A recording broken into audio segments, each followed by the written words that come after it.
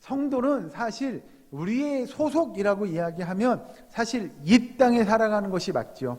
그러나 우리의 신분과 소속이 이 땅뿐만 아니라 어디에 속해 있어요? 예, 하늘, 하나님의 나라에도 속해 있음을 나타내는 삶을 살아야 하는 것이 성도의 삶이다라고 하는 것이죠. 그래서 우리는 다 이렇게 표현합니다. 우리는 하나님의 나라의 소유 또는 하나님의 택하신 거룩한 백성, 우리는 이렇게 우리 자신을 표현하기도 한다는 거죠. 자, 그 중에서 우리가 하나님 나라의 백성 또는 하나님 나라의 자녀라고 우리가 이야기할 때 하나님의 백성의 공동체를 나타낼 때는 사실은 두 가지의 모습들이 있어야 한다는 거죠. 우리가 근본적으로 변화되었다라고 하는 것들을 나타내야 됩니다. 그러니까 이전에는 이런 삶을 살았는데요, 이제는 이런 삶을 살아요 라고 하는 것들을 나타내야 한다는 거죠. 하나님 나라의 백성이라고 하는 건 예전에는, 그러니까 이전에는 세상적인 삶의 영역에 속했던 사람들에 간다면 이제는 하나님의 나라에 속한 백성들의 삶의 모습들을 우리가 나타내 보여주어야 함을 이야기합니다. 그것을 나타내는 외적인 의식이 뭐냐? 바로 오늘 우리가 이야기할 세례라는 겁니다. 여러분, 사실 세례라고 하는 걸 한 문장으로 정리하면 이럴 것 같습니다. 쉬운 말로 바꾸면 하나님의 교회에, 즉 하나님의 백성으로서의 그 회원으로 가입하는 의식이 바로 세례라고 하는 거죠. 이렇게 이야기하면 여러분들 좀 더 헷갈리지 않을까 싶은 생각이 드는데, 어쨌든 우리가 이야기하는 세례라고 하는 건 제가 이제 하나님 나라의 백성이에요, 하나님의 자녀로 살 거예요 라고 하는 것들을 많은 사람들 앞에 외적으로 나타내는 의식이라는 겁니다. 그래서 이제는 나는 하나님의 백성이 하나님의 자녀예요 라는 것들을 나타내는 거죠. 여러분, 세례가 그 기원을 따라서 이렇게 쭉쭉쭉쭉쭉 과거로 올라가다 보면 결국은 뭐로 귀결되냐면, 세례는 결국 구약 백성들에게 좀 다른 의미로 다가올 거라는 거죠. 여러분, 세례는 예수님이 만드신 겁니다. 맞습니까? 그러나 예수님이 처음 했던 건 아니라는 거죠. 중요한 건 그 세례의 기원은 이렇게 따라 올라가면 어디로 가냐면 우리가 아는 할례로 가게 됩니다. 구약 백성들, 이스라엘 백성들에게 있어서 할례는 도대체 뭐냐라고 하는 거죠. 자, 성경을 한 군데 찾아보고 말씀을 이어갑니다. 창세기 17장으로 가면, 구약으로 창세기 17장 7절 말씀을 보겠습니다. 맨 앞에 창세기 17장 7절 말씀, 제가 있는 성경은 19면쯤 될 것 같습니다. 창세기 17장 7절 한 절의 말씀을 우리 다 같이 함께 봉독합니다. 구약성경 19페이지 창세기 17장 7절 말씀 같이 봅니다. 시작. 내가 내 언약을 나와 너 및 내 대대 후손 사이에 세워서 영원한 언약을 삼고 너와 내 후손의 하나님이 되리라. 아멘. 여기서 하나님께서 누구와 뭐라고 얘기하냐면 영원한 언약을 삼겠다라고 이야기하죠. 이거 누구랑 하시는 말씀일까요? 누구요? 후손. 누구 후손? 그렇죠, 아브라함이죠. 아브라함과 언약을 맺겠다, 내가 너와 약속할 거야 라고 이야기하는 거예요. 그게 뭐냐면, 잘 보시면 내가 내 언약을 나와 너 및 내 대대 후손 사이에 세워서, 하나님께서 아브라함과 언약하는데 너하고 나만 하는 게 아니라 너의 그 후손들하고 대대로 언약을 맺을 거야 라고 이야기하죠. 그래서 삼고 너와 내 후손의 하나님이 되리라, 이렇게 이야기합니다. 이게 지금 그러면 아브라함과 하나님께서 언약한 내용이 왜 중요할 것인가 라고 하는 것이죠. 여러분, 하나님께서 아브라함을 이렇게 부르시잖아요. 예? 그건 다 아시죠? 하나님께서 아브라함 부르신 건? 권사님들 빨리빨리 대답해 주셔야 우리 빨리빨리 넘어갑니다. 예, 하나님이 아브라함을 이렇게 부르십니다. 하나님의 백성, 하나님의 자녀로 부르죠. 그리고 나서 이 아브라함이 하나님의 백성, 하나님의 자녀라고 하는 일종의 표식이 필요했던 거죠. 이 표식은 누굴 위해 필요했던 거냐면 하나님을 위해서 필요한 건 아니에요. 누구를 위해서 필요한 거예요? 예, 아브라함을 위해서 필요했던 거예요. 왜죠? 왜 하나님은 아브라함에게 너에게 이런 표식이 필요할 거야 라고 이야기했겠느냐라고 하는 거죠. 하나님이 도대체 아브라함에게 그 표식이 어떤 의미이길래 그 언약의 표식을 해주고 싶었느냐라고 하는 겁니다. 여러분 잘 보시면 오늘 본문에 등장한 아까 읽은 17장 7절에 나와 너 그리고 너의 후손들 사이에 영원한 언약을 세울 거야 라고 이야기하는 그 내용을 보면 여러분 아브라함과 아브라함의 자손들 그리고 그 후손들이 하나님의 일정한 의식들을 치름으로 너희가 내 백성 나의 자녀임을 너희가 스스로 표식을 통해서 나타내는 거야 라고 하는 것이죠. 사실 아브라함과 아브라함의 자손들이 어떤 의식 표식이 필요하냐, 하나님 편에서는 그게 필요하지 않아요. 그게 뭐 중요하겠어요, 하나님께서 보시기에는. 그러나 그 의식과 표식이 이스라엘 백성, 더군다나 아브라함과 그의 후손들에게는 너무나 중요했다고 하는 거죠. 그러면 하나님께서 아브라함과 그의 자손들에게 일종의 표식, 의식을 치루라고 한 게 바로 무엇이냐면 할례라고 하는 겁니다. 그래서 아브라함은 할례를 하고 아브라함의 아들들, 손자들, 증손자, 고손자 할 거 없이 모든 아브라함의 후손들은 다 뭐 해야 돼요? 할례를 해야 됐다는 거죠. 그게 결국 뭐예요? 그 할례를 통하여 우리가 하나님의 백성, 하나님의 자녀임을 스스로가 뭐 하는 거예요? 나타내려고 했던 거죠. 이해되십니까? 네, 잘 따라오셔야 됩니다. 여러분 잘못하면 오늘은 조금 헷갈릴 수 있습니다. 자, 그렇다면 할례라는 건 사실 하나님께서 아브라함에게 언약의 일정한 증표 또는 표식으로 준 게 할례라는 거죠. 아브라함과 아브라함의 후손들은 언약 백성입니다. 맞습니까? 틀립니까? 맞습니다. 그래서 언약 백성이라는 걸 증거 또는 그 일종의 표식이 그들의 할례로 나타나는 거죠. 즉 하나님께서 이 아브라함에게 야 네가 할례를 하고 너희 아들들에게도 계속 손자들에게도 계속 할례를 하라고 해 라고 하는 건 뭐냐면 그건 아브라함과 아브라함의 후손들을 향해 그들의 믿음을 돕기 위함입니다. 이것 좀 어렵긴 합니다만 여러분 잘 따라오셔야 될 것 같아요. 그들에게 사실 예를 들어 그런 거죠. 하나님께서 아브라함을 부르실 때 아브라함에게 믿음을 주시고 그 믿음으로 그가 하나님의 백성임을 하나님의 자녀임을 계속 따라오게 만듭니다. 그런데 그들에게 있어서 믿음만 가지고 살아가라고 하면 그래요, 믿긴 믿어요. 근데 이 믿음은 어떻게 나타내죠? 라고 하는 것들을 그들이 행하지 않으면 그 믿음은 쉽게 사그라듭니다. 여러분은 이해를 돕고 잠깐 예를 드는 거예요. 그러니까 우리가 믿음을 갖고 살아가요. 근데 저 믿어요. 예, 믿어요. 어떻게 나타낼 거냐는 거죠. 우리의 믿음은 어떻게 나타내는 거죠? 말로 한다고 우리의 믿음이 나타납니까? 아니요. 그럼 우리는 뭐가 필요해요?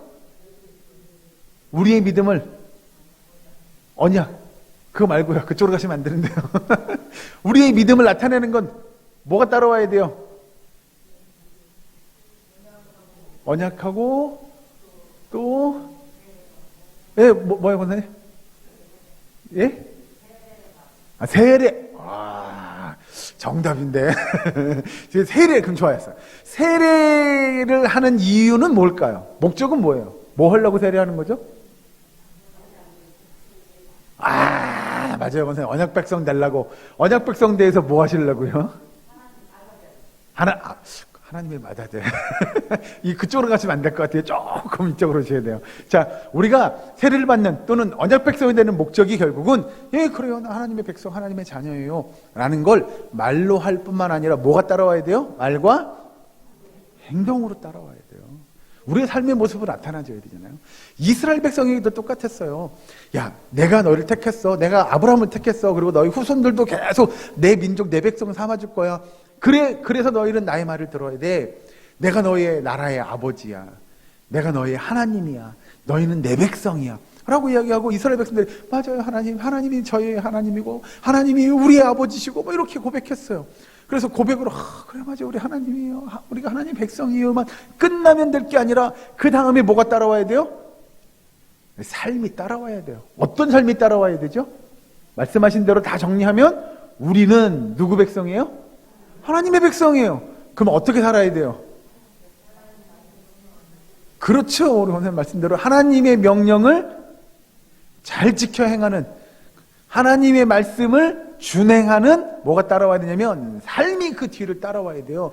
그래야만이 우리가 하나님의 백성, 하나님의 자녀임을 사람들이 보고 알 수 있을 거예요. 그 예식이 구약으로 쭉 넘어가면 아브라함과 아브라함의 후손들하고 해요. 너희가 나의 백성이야.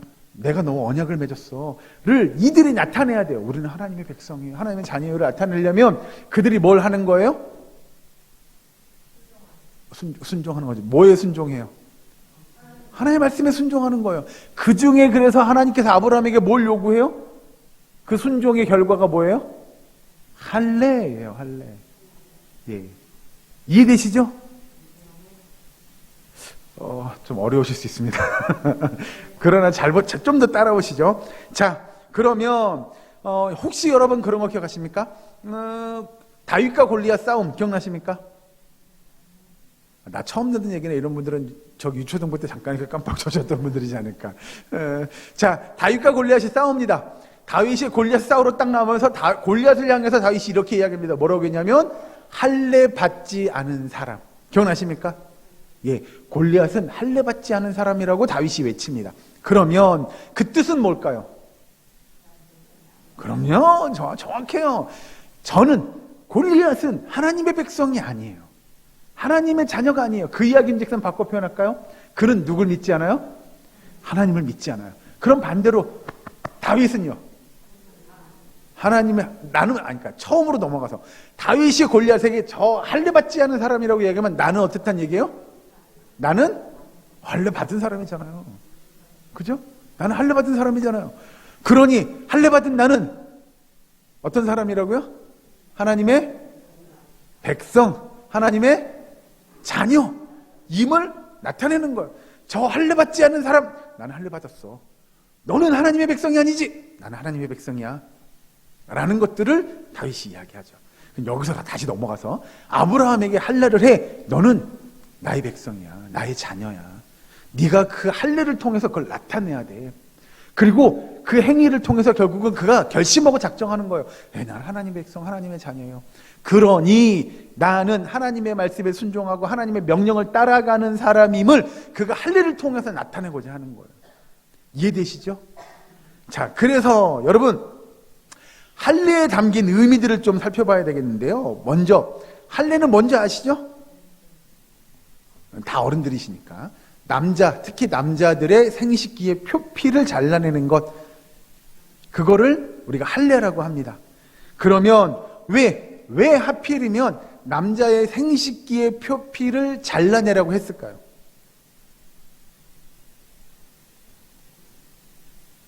그건 들어본 적이 없는 것 같은데 뭐. 왜 다른 거 아니고 하필 생식기에 있는 그 표피를 잘라내라고 했을까요? 라고 하는 겁니다. 여러분 여기서 생식기의 표피를 잘라내는 그 사건을 통해서 이것이 의미하는, 뜻하는 게 있어요. 여러분 우리는 예를 들어서요, 하나님의 백성이 됐어요.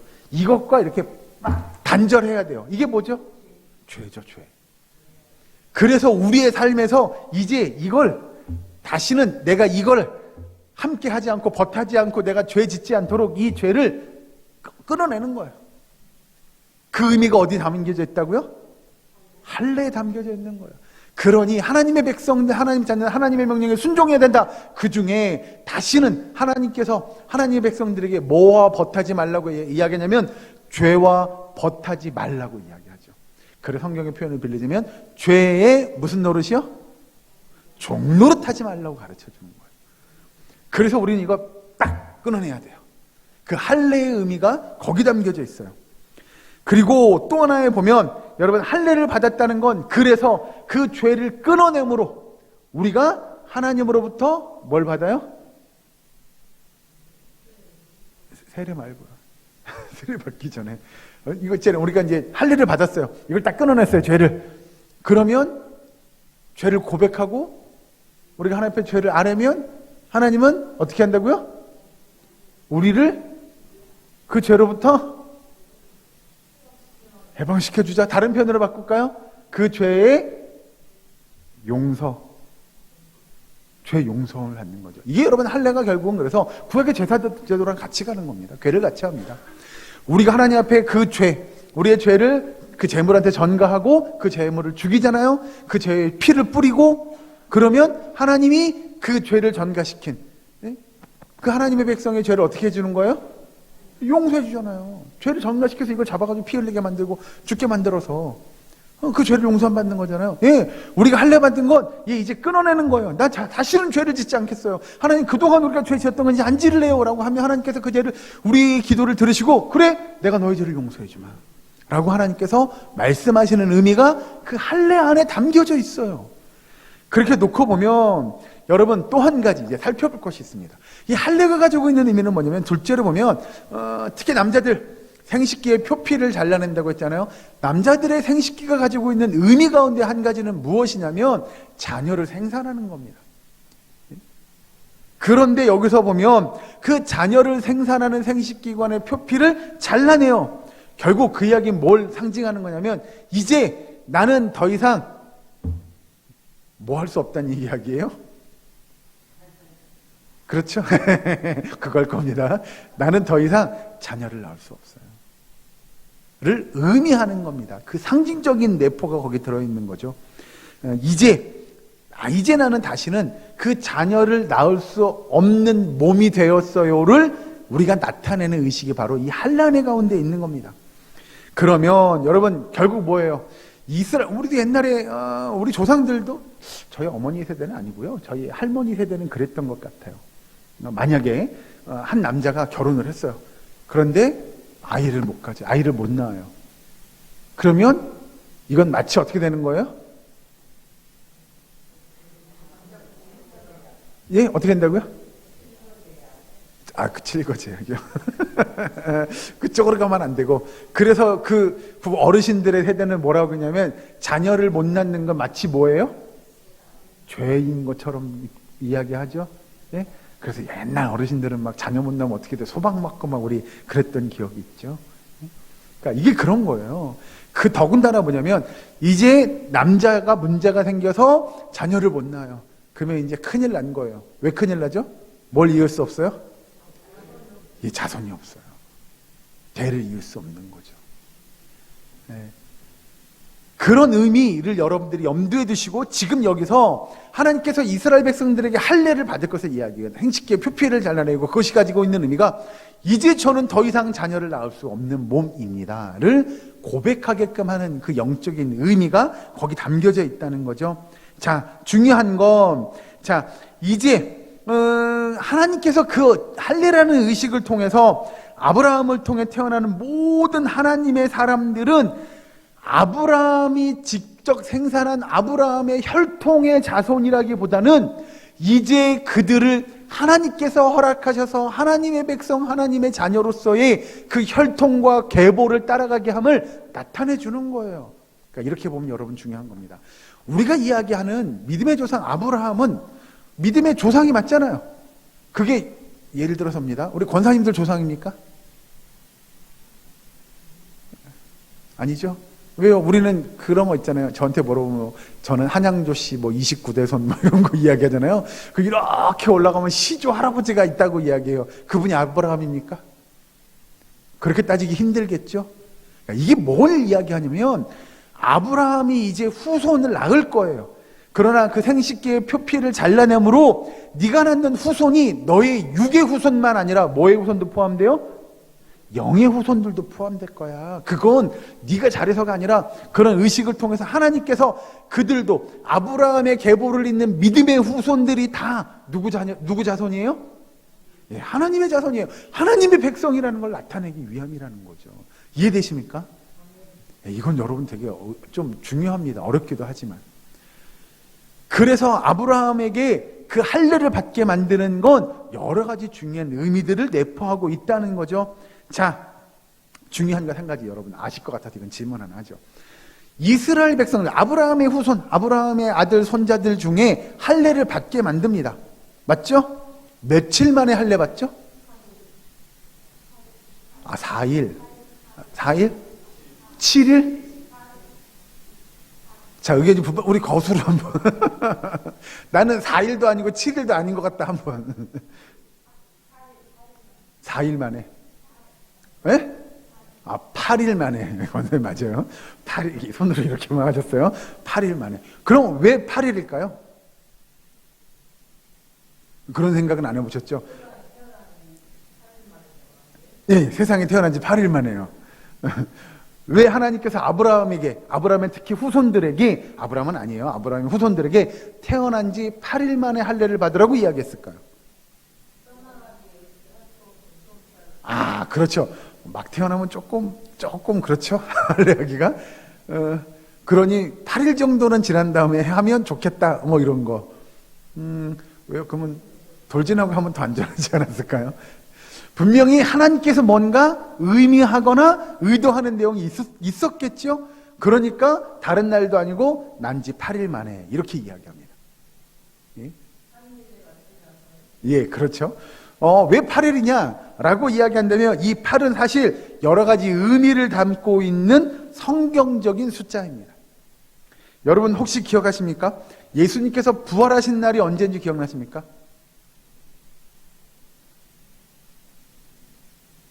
예수님 언제 부활하셨죠? 네, 사흘 만에죠. 그건 죽은 지 사흘 만에고요. 예수님이 부활한 날은 다 아시는데 지금 말씀 못하신 것 같아서 이런 날입니다. 안식 후 첫날 기억나십니까? 안식 후 첫날은 무슨 날이죠? 그러니까 요일로 따지면 무슨 요일일 거예요? 요즘으로 하면 주일일 겁니다. 안식 후 첫날은 창조를 일주일 동안 하나님께서 만드시고 그 마지막 날 안식하신 거잖아요.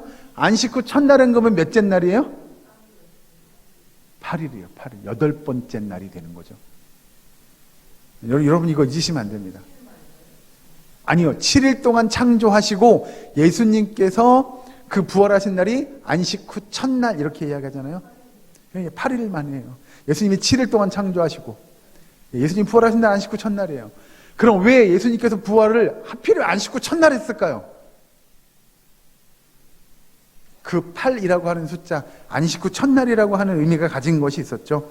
즉, 이 8일이라는 게 사실 예수님이 죽었다가 다시 살아난 부활, 즉 새로운 생명에 관한 이야기를 하고 있는 거죠. 여러분이 찬양할 때 그렇게 나 이제 주님의 새 생명 얻은 우리 이렇게 찬양하잖아요. 예, 예수님이 그 8일째 안식 후 첫날 8일째에 그가 부활했던 것처럼 이 할례가 가지고 있는 의미를 어린아이가 태어나면 8일 만에 그의 표피를 잘라라, 그때 세례를 해라라고 하는 건 이 아이도 즉 새로운 언약의 백성임을 그가 나타내야 한다는 겁니다. 그러니 7일이 아니고 6일이 아니고 며칠째 되는 날이요? 8일째 되는 날 아이에게 할례를 베풀어라 라고 이야기합니다. 즉 그도 언약 백성으로 이제 새롭게 태어났음을 하나님은 알게 하기 위하여 8째 날에 할례를 베풀어라 라고 이야기하죠. 그 할례가 이제 신약으로 넘어와서 뭘로 바뀌죠? 우리가 오늘 이야기하는 세례로 바뀝니다. 할례와 마찬가지로 여러분 세례에도 중요한 세례 의식의 요소가 있습니다. 그 요소 2가지가 있는데 무엇과 무엇일까요? 그게 이제 오늘 본문으로 보시면 마태복음으로 넘어가죠. 마태복음 28장 19절에 제가 읽어드릴게요. 그러므로 너희는 가서 모든 민족을 제자로 삼아 아버지와 아들과 성령의 이름으로 세례를 베풀고 이렇게 이야기합니다. 자, 세례를 베풀 때 중요한 요소 2가지가 있는데 한 가지는 뭘까요?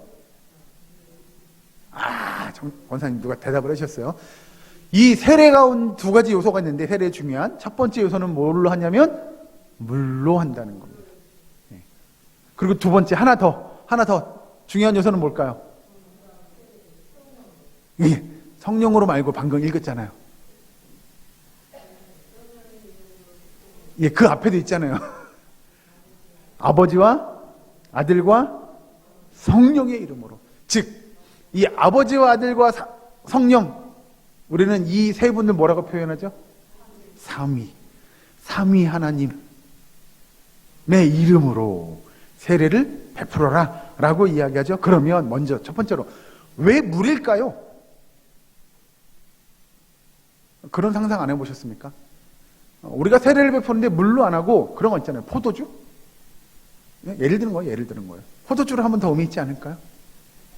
그죠? 예수님의 피를 의미하는 포도주로 세례를 베풀어. 이게 더 의미 있을 것 같은데. 그런데 왜 성경은 물로 세례를 베풀으라고 이야기했을까요? 왜 세례의 중요한 요소가 물일까요? 라고 하는 겁니다. 여러분, 구약시대부터 물은 좀 상징적인 의미를 가지고 있습니다.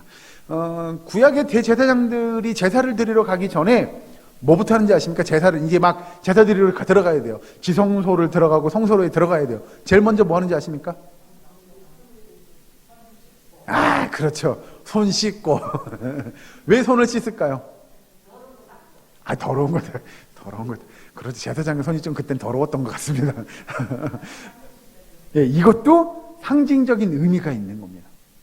물을 받아놓고 거기에 제사로 가기 전에 손을 씻어요?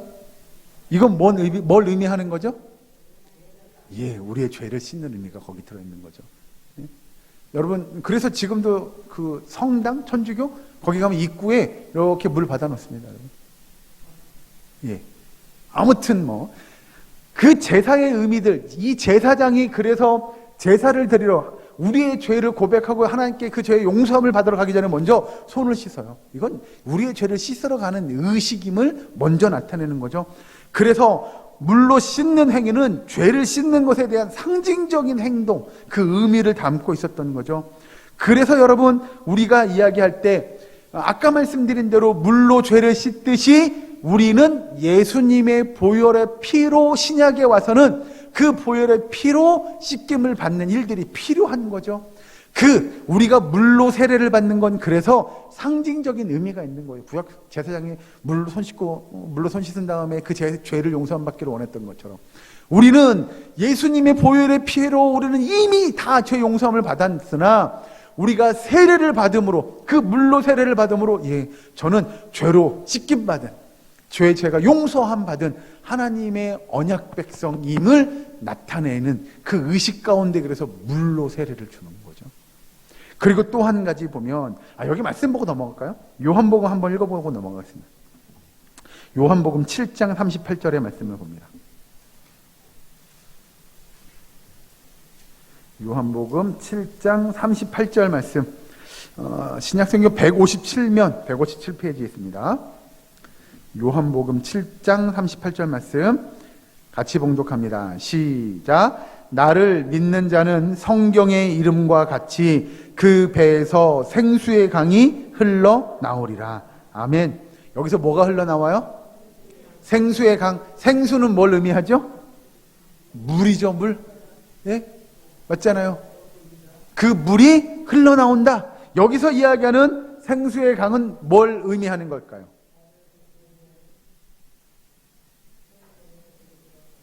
예. 배에서 생수의 강이 흘러나온다고? 여기 생수의 강은 뭘 의미하는 걸까요? 물을 의미하는 거죠. 예, 물이죠, 등연히. 생수의 강은 제가 물이라고 알려드렸는데, 생수의 강이 의미하는 게 있어요. 이게 뭐죠? 따라 하시죠. 성경은 여기서 이야기하는 물은 성령님. 예, 성령을 나타내는 거죠. 생수의 강이 흘러나리라 라고 이야기하는 건 하나님의 백성, 하나님의 자녀들에게 이제 성령의 역사가 넘치도록 임하게 될 거다 라고 이야기하는 겁니다.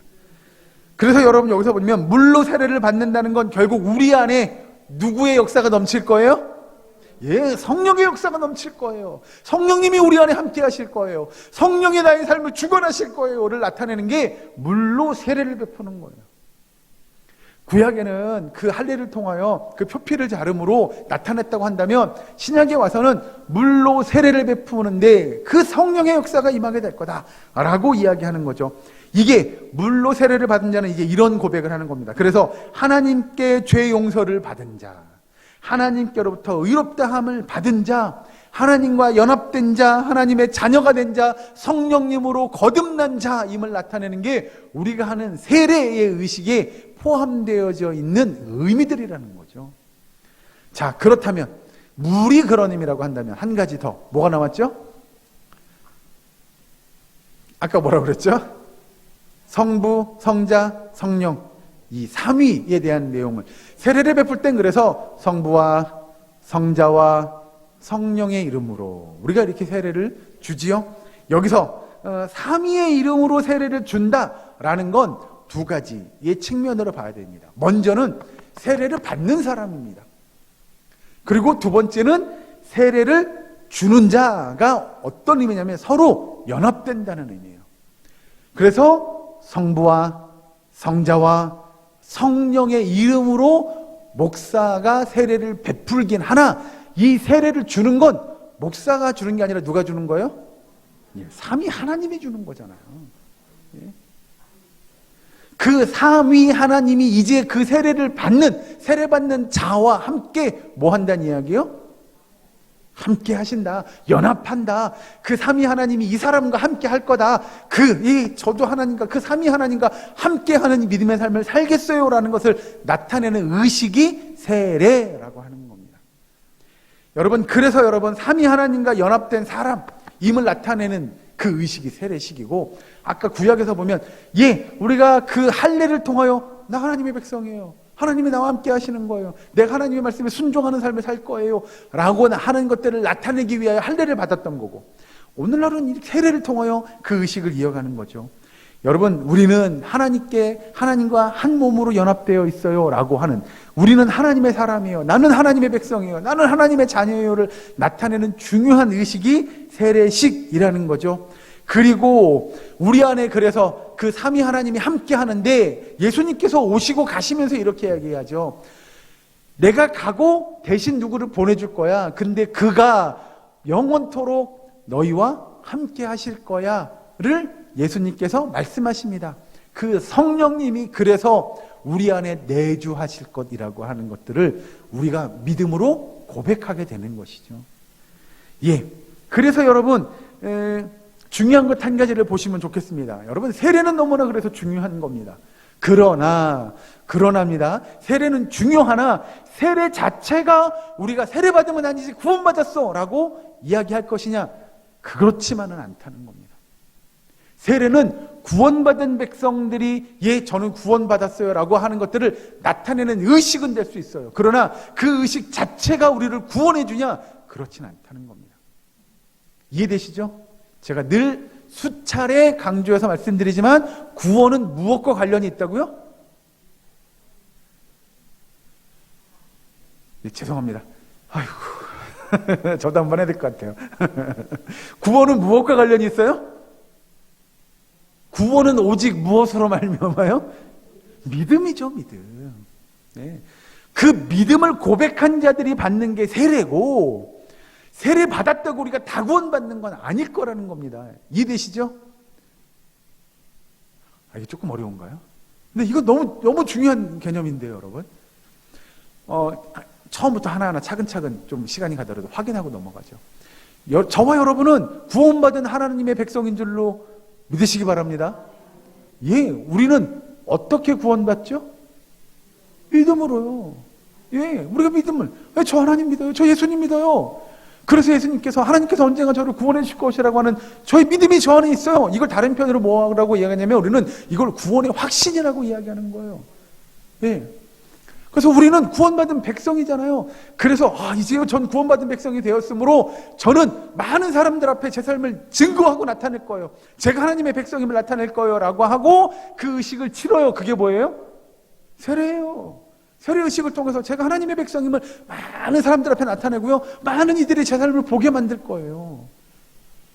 그러니 구원받은 백성이 세례라는 의식을 통하여 내가 내 삶을 증거하겠다고 우리가 나타내는 일이긴 맞아요. 그러나 거꾸로 바라봤을 때 그러면 세례받은 사람은 다 구원받느냐? 아니요. 그렇지 않을 수 있다는 겁니다. 믿음으로 세례를 받아야 되는데 믿음 없이 세례받는 일들이 있을 수 있다는 겁니다. 그래서 믿음으로 세례받으라고 교회는 예를 들어서입니다. 믿음을 고백하게 합니다. 우리가 여러분 세례받기 전에 그래서 문답을 하잖아요. 예수님을 나의 구주로 믿습니까? 예, 믿습니다. 라고 하는 그 문답의 과정을 통해서 그가 정말 믿음이 있는지를 확인해 보는 거예요. 만약에 세례받으러 왔는데 저는 확신이 없어요 라고 하면 세례를 베풀어요? 안 베풀어요? 이건 베풀면 안 되는 겁니다. 이해되시죠? 이건 다음에 기회가 되면 또 한번 다루도록 하죠. 자, 그래서 여러분 우리 공동체 안으로 우리가 들어올 때, 이 공동체가 뭐냐면 세례받은 하나님의 회중, 교회 공동체든 우리가 하나님의 백성, 언약 공동체든 간에 그 교회 공동체 안으로 들어오려고 할 때 우리는 그에게 확신을 받습니다. 확답을 받죠. 뭘 받냐면 말씀드린 대로 그의 신앙의 고백을 받습니다. 그러니까 여러분 그런 거 있잖아요. 우리 교회에 세례교인이 된다고 하면 물어보는 거죠. 네? 정말로 그 세례교인, 세례받음으로 그가 믿음 있는지를 확답받는 거죠. 확인하는 거죠. 그리고 나서 신앙 고백이 확인된 사람들에게 뭘 베풀어 주는 거예요? 세례를 베풀어 주는 거예요.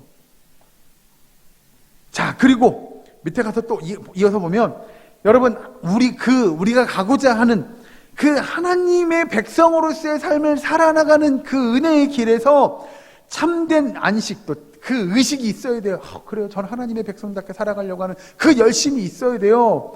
그건 어디서부터 오냐면 자기 믿음 안에서, 자기 안에서 일어나는 믿음의 확신이 있어야만, 그래요. 내가 구원받은 자답게 세상 속에 살겠습니다 라고 하는 말들을 할 수 있을 거고, 그런 삶을 살아낼 수 있을 거라는 겁니다. 우리 안에 그런 확신이 없는데 어떻게 세상 속에서 하나님의 백성답게, 하나님의 자녀답게 살아갈 수 있겠어요? 세상 사람들처럼 사는 건 가능할 겁니다. 그러나 하나님의 백성답게, 하나님의 자녀답게 살아간다는 건 어려울 거라는 거죠. 그렇게 살려면 우리 안에 믿음이 있어야 하고 확신이 있어야 합니다. 예를 들면 우리가 어느 곳에 있든지, 누구를 만나든지, 무엇을 하든지 내가 있는 그 자리에서 하나님의 백성으로서의 참된 정체성을 나타내는 것, 그리고 우리의 마음과 우리의 생각을 온전히 주님께만 고정하고 주님만 바라보고 주님께만 나아가는 그 가장 중요한 삶의 비결, 모습이라고 한다면 우리 안에 있는 믿음의 확신일 겁니다. 그런 믿음의 확신이 없다면 우리가 그런 삶을 결코 살아나갈 수 없을 것이라는 거죠. 여러분, 결론으로 말씀을 마치죠. 우리가 하나님의 참된 백성, 하나님의 자녀라고 한다면 우리가 살아가는 모든 삶의 길에 그 삼위 하나님의 은혜가, 그 역사가 있는 믿음의 복된 삶이 되기를 주 이름으로 축원합니다.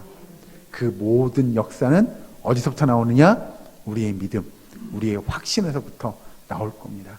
이번 한 주간도 우리의 믿음 가지고, 정말 그 확신 가지고 나와 함께 하시는 삼위 하나님의 그 은혜를 경험하고 내 죄를 용서해 주시는 하나님의 그 은혜를 고백하는 믿음으로 참된 기쁨과 참된 평화와 참된 안식의 삶을 이루어가는 저와 여러분, 우리 사랑교회 모든 건석 되시기를 주의 이름으로 간절히 축원합니다. 기도하겠습니다. 사랑과 은혜 하나님 감사합니다. 하나님, 우리의 삶을 주장하시사 정말 하나님을 기쁘시게 하는 주의 백성들의 삶이 될 수 있도록 인도하여 주시옵소서. 우리 마음 가운데 참된 구원의 확신을 갖게 하시고 하나님의 나라, 하나님의 영광을 이루어가는 주의 백성들의 삶이 될 수 있도록 주여 도와 주시옵소서. 예수님의 이름으로 기도하옵나이다. 아멘.